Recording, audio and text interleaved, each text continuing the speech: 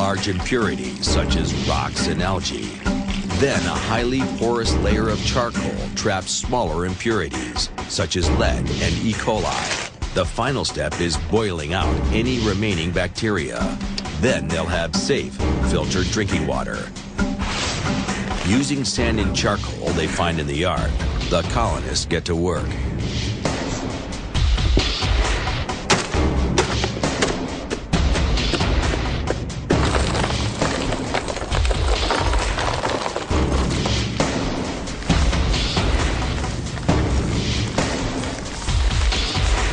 One of those, and then we are going to have the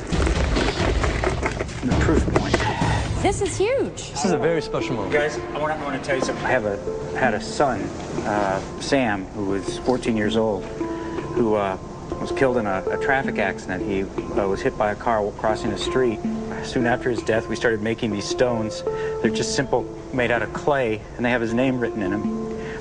We were just thinking about giving this a test. We figured, well, what can we do to make the water taste better? So I'm going to stick one of these in there for Sam. All right there, Sam. Let's get that. Help us make that water good. All right, let's do this. All right. Oh, it is. Listen to it. How's it working? We need to keep it. I just can't wait till everything's filtered. Now we have water. It's great. I knew you guys were so smart. I love it. Next on the colony. We got fire! Fire! The first night. I'm scared how long this is going to last. And the first intruder.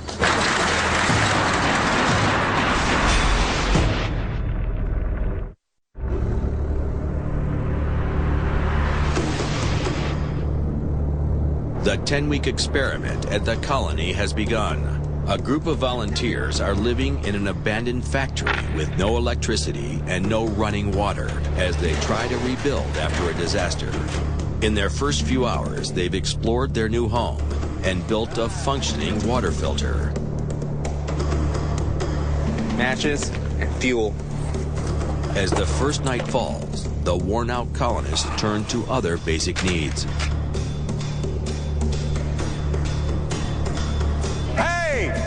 We've got fire! Fire! Come and warm your wet socks. After marching 8 miles in the water. Listen to that crispy, soft burn. That's like dinner. You guys be careful with your bare feet. With their shoes wet and their socks on the grill, the colonists need protection for their feet. I think these are shipping envelopes for something that's somewhat fragile. You guys, we found some kind of sock stuff, and we're going to improvise a little. And what do you think? I'm just experimenting here. I tell you, I love your brain. Well, don't say it yet. Thinking shoes.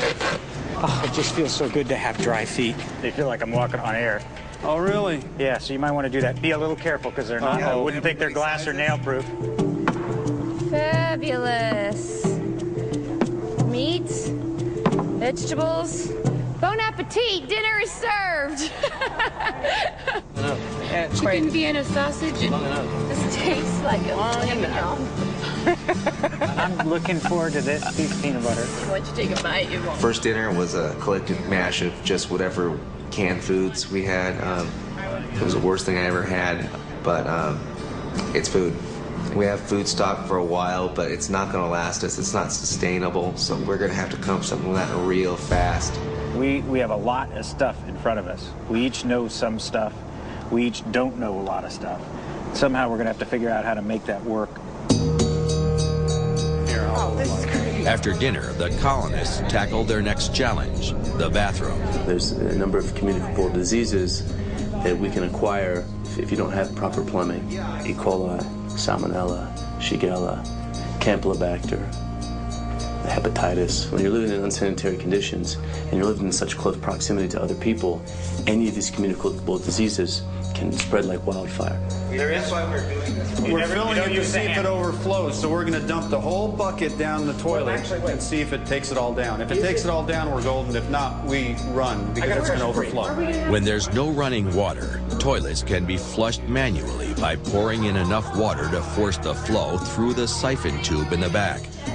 Okay, here she goes. Just so we're clear, we're all wearing styrofoam shoes, so that if this goes horribly wrong, we're gonna kill you. It's heavy. You got it. You got it.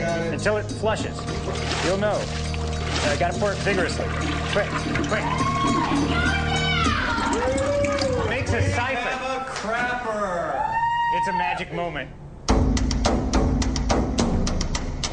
Let's just do it together. There's so many ways we can do it.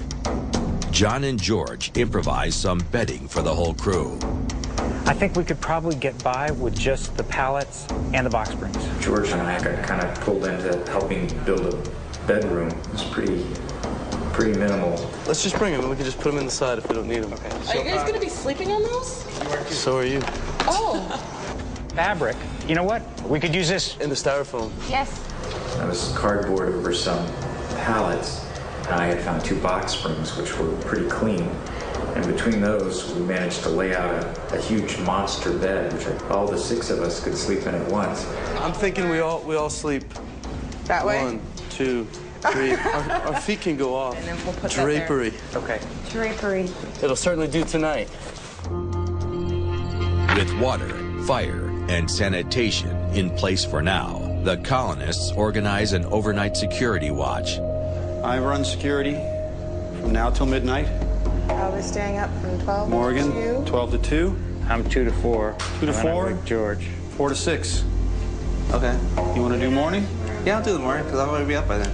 I've seen people live like this. Now I'm living like they are in a third world condition or a homeless condition, and I'm scared how long this is going to last.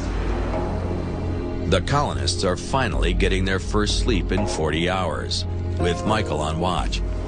There is no security in this time. You sleep with one eye open.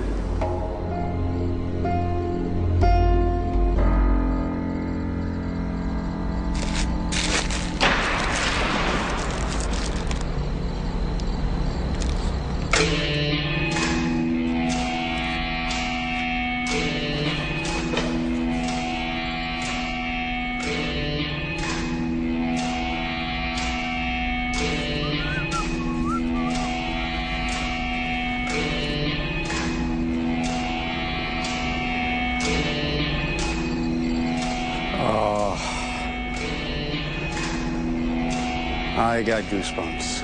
I don't get goosebumps.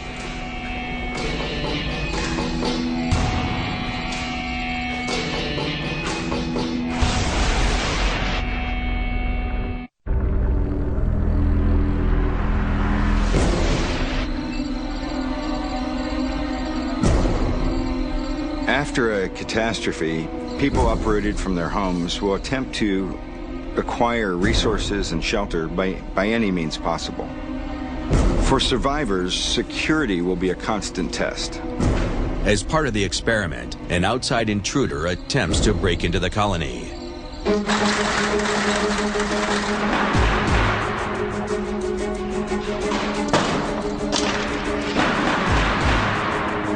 Who's there?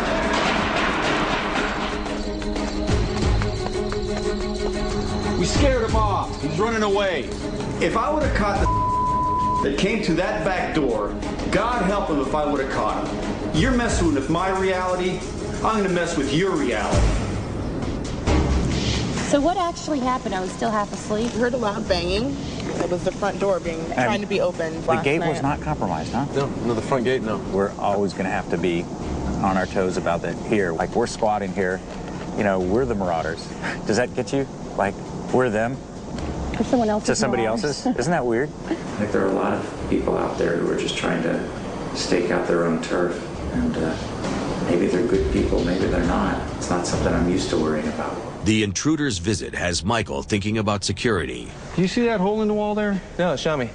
That door. So that could have been the noise we heard last night along with whatever else. That one I found earlier is some welding sticks we can use with jumper cables. You want to weld it? No, I don't. We may need it. We may need to use this door later. A simple little loop of small chain so I can go all the way around the I-beam. I'm going to punch a hole through the wall. So a little longer than my arms. 5-6 feet is fine. Okay. I want to keep this place secure. They're nice people. They don't know about security. I mean, I used to work in the fabrication business. I built gates, security windows.